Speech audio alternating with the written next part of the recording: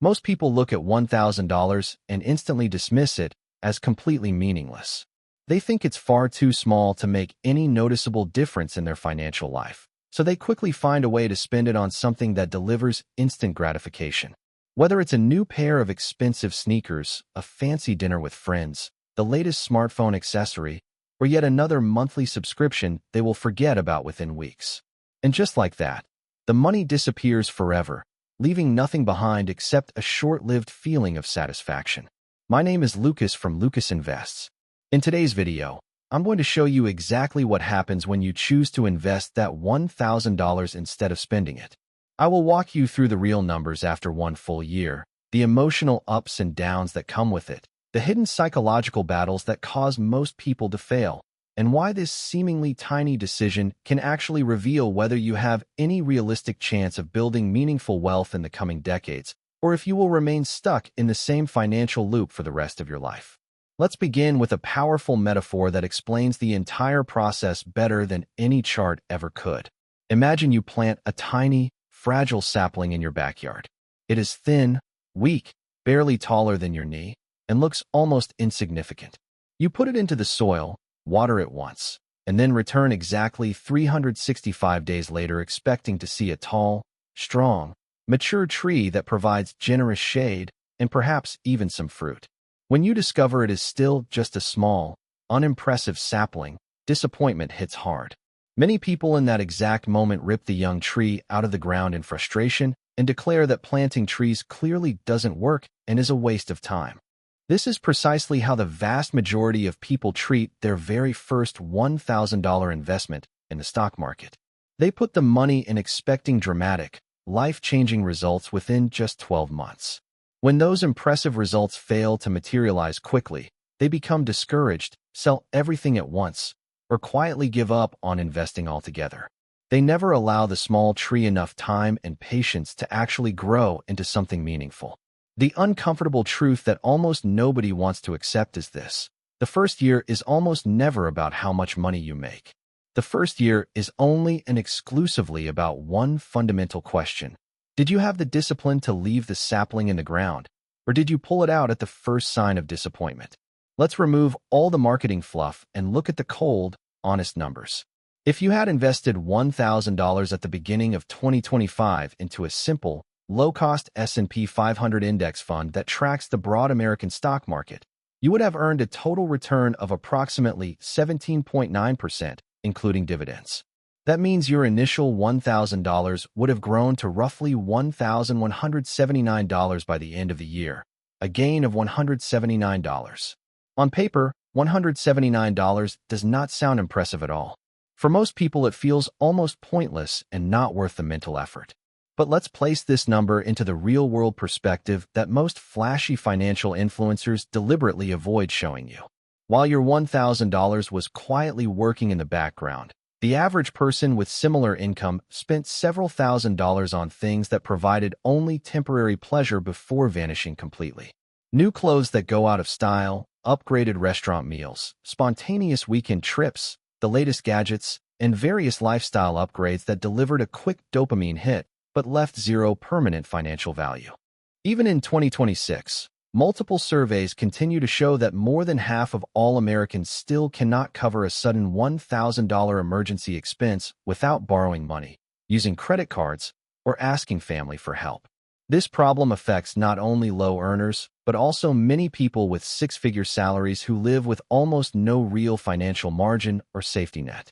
So on one side, you have someone who gained $179 that will keep compounding quietly year after year. On the other side, you have someone who spent $3,000 to $5,000 or more on experiences and objects that are now completely gone. This contrast is rarely discussed openly, but it represents the real hidden cost of small daily spending decisions.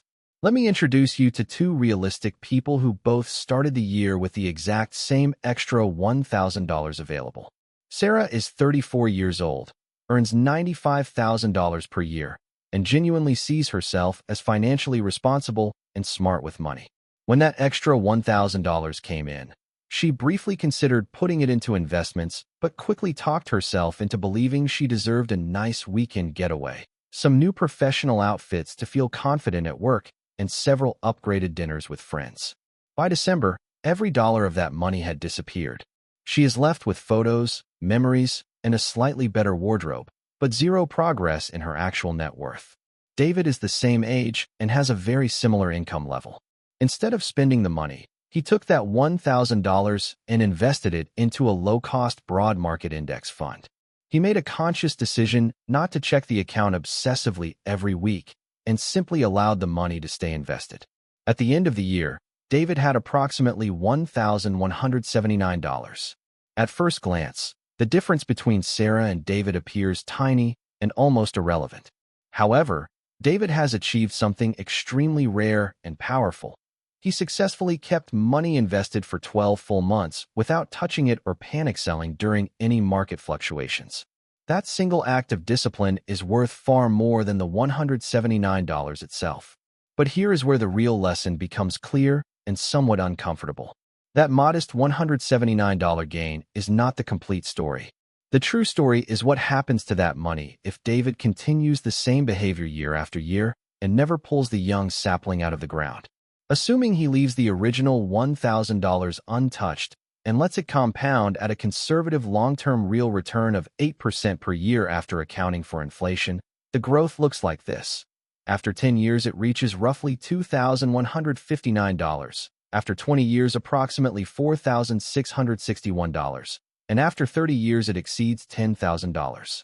All from that single initial investment with no extra contributions added. The real magic, however, appears when the habit is repeated consistently over time. If David invests $1,000 every single year for 30 years at that same 8% average annual return, the total portfolio grows to approximately $122,000. If he is able to increase the annual investment to $2,000 once he gets better control over his lifestyle spending, the ending balance jumps to over $245,000. Year 1 always feels slow, boring, and insignificant. Year 30 feels almost magical. But that future magic was quietly decided back in that very first, unimpressive year when the choice was made to protect the small tree instead of destroying it out of impatience. The biggest obstacle during that critical first year is not the math. It is the intense psychological battle happening inside your own head. Stock markets never move upward in a straight, predictable line. In 2022, for example, the S&P 500 dropped more than 18% in a single year. Anyone who invested $1,000 early that year would have seen the value fall to roughly $820 by December. In moments like that, your brain sends a very loud and convincing panic signal telling you that you are losing money and should sell immediately to prevent further damage. The majority of people listen to that voice, sell at a loss, swear off the stock market forever, and return to their previous spending patterns as if nothing happened. The people who eventually build serious wealth are rarely financial geniuses with perfect market timing. They are simply the ones who can tolerate seeing temporary red numbers on their screen without taking destructive action. They have internalized that short-term volatility and paper losses are the necessary price you must pay to access the superior long-term returns of the stock market. So, in practical terms, what does $1,000 invested actually look like after one real year? In an excellent bull market year like 2025, it might grow to $1,179. In a typical average year, the result usually lands somewhere between $1,070 and $1,100. In a difficult bear market year, it can easily drop to between $850 and $920. The exact amount will fluctuate, sometimes significantly, but the only victory that truly matters is whether the money remained invested and continued working at the end of those 12 months. By the way, if you are finding this straightforward, no hype explanation of how real wealth is actually built helpful, hit subscribe to Lucas Invests right now. Otherwise, the YouTube algorithm has a habit of stopping this type of practical, honest content from reaching you in the future. Let's fast forward and check back in on Sarah and David exactly 12 months later.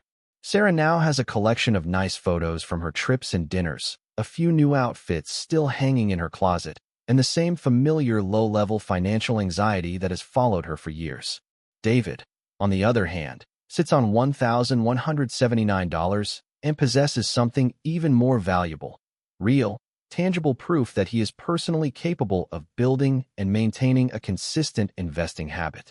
If we project this difference forward 10 years, the gap becomes stark and undeniable. Sarah will very likely still be wondering why she never seems to get ahead financially despite earning a decent salary. David will be looking at a steadily growing investment account that is beginning to deliver genuine options in life, noticeably lower daily money stress, and eventually the real possibility of freedom over how he chooses to spend his time and energy. Importantly, David will not walk around feeling like some kind of investing genius. He will simply feel calmer, more secure, and more in control, especially on ordinary Tuesday mornings when financial worries no longer constantly occupy his mind. At the end of the day, that is what $1,000 actually becomes after 1 year. It is rarely a life-changing fortune by itself, but it represents the very first critical brick in the foundation of long-term wealth, a foundation that the overwhelming majority of people never even bother to start building. The young sapling still looks small, fragile, and almost worthless after only 12 months of growth.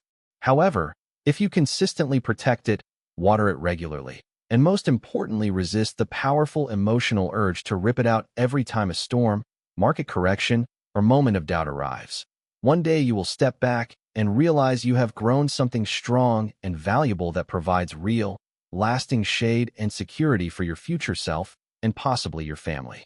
Sadly, most people never reach that rewarding stage simply because they cannot tolerate how slow, small, and insignificant the early progress appears to be.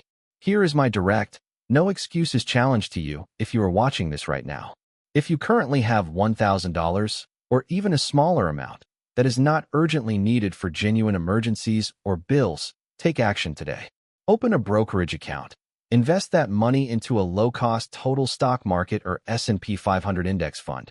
Set it up so that future contributions can happen automatically if possible, and then make a firm commitment to leave it alone.